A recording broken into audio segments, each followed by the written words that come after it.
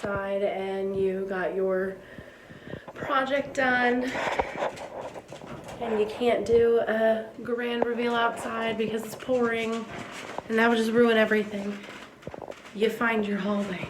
Mother Nature.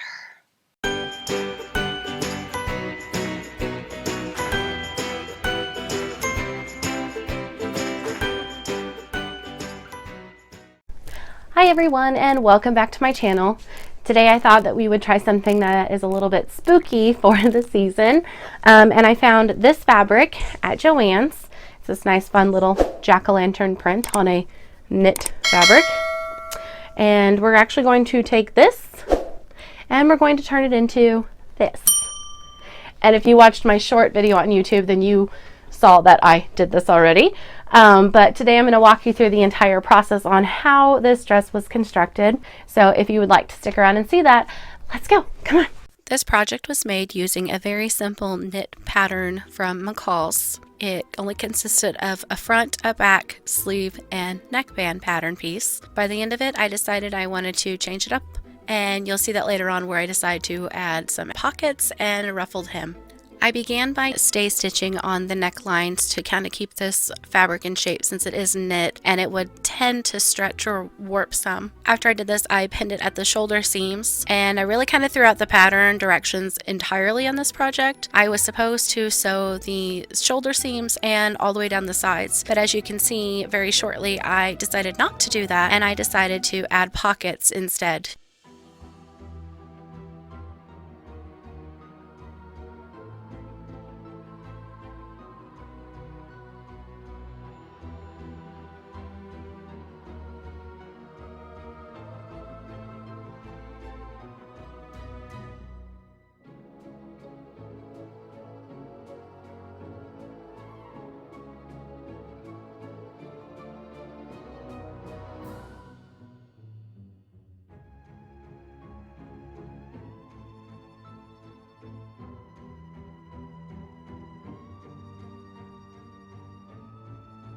After I kind of figured out how I wanted to add pockets, I took my phone and just traced a simple rounded square shape out of my fabric using some chalk, and just made sure it kind of went around my phone and my hand could fit in it comfortably to know that these would be pretty decent sized pockets then. I used my rotary cutter and cut out 4 pieces of this fabric, and then I took it to my dress form where I put my dress on, just kind of draped it over from the shoulder seams and laid it on there to start pinning where I wanted my pockets to kind of lay.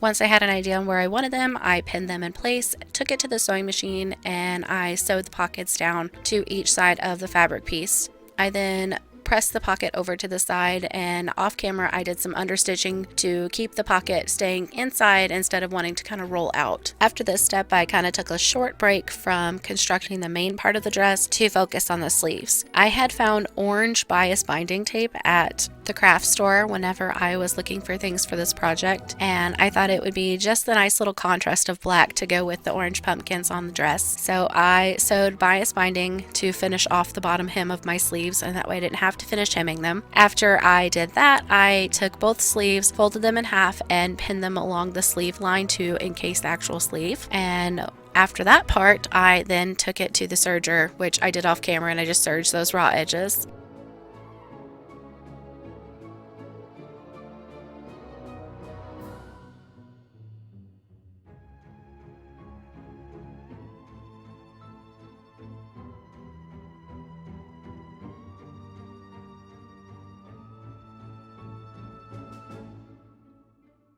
Then took this time to ruffle up a couple strips of fabric from selvage to selvage to attach to the bottom of the dress to kind of create this cute little ruffled hem. I did this when the front and back were still separate pieces, so I would be able to enclose the raw edges after I had sewn them all together. I sewed the strip of fabric wrong sides together, and then I added 2 rows of basting stitches so I could be able to sit on the couch and gather these down to fit the dress.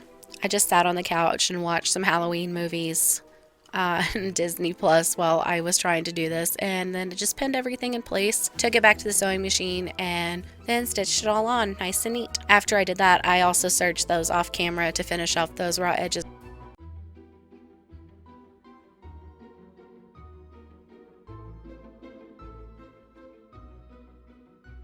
When this was all done, I could go ahead and finish pinning up the side pieces of the dress. I pinned around the pocket all the way down to the hem, sewed all around with a 5/8 inch allowance. For some reason though, I didn't film that, and the next thing I did film was attaching one of the sleeves to the sleeve head. I made sure to align up any of my notches and then the seam on the underarm. When I got to the top, I just did a little gathering by just I did a little pleating to just attach the sleeve to the top and make sure everything fit in nice and neatly.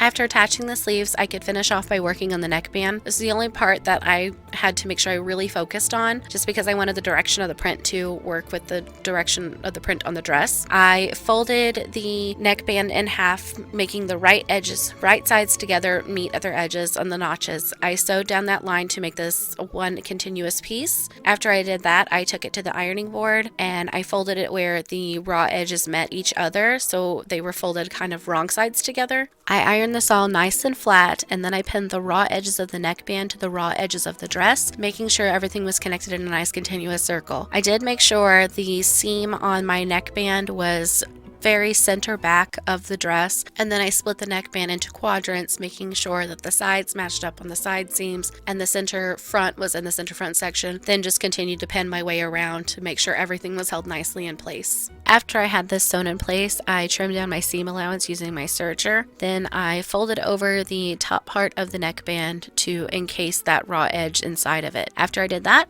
the dress was done.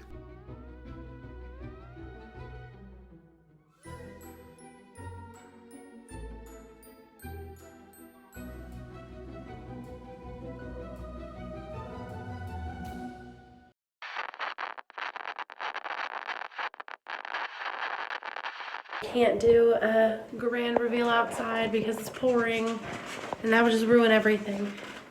You find your hallway. Mother Nature. It worked.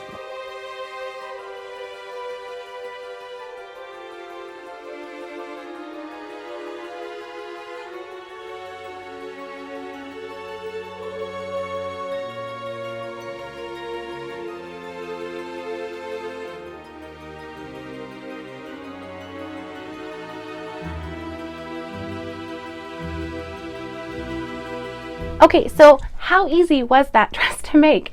4 pattern pieces, that was it. It was so easy. I didn't even really follow the pattern at all, the instructions anyway. I used the pattern pieces and then I kind of made it my own.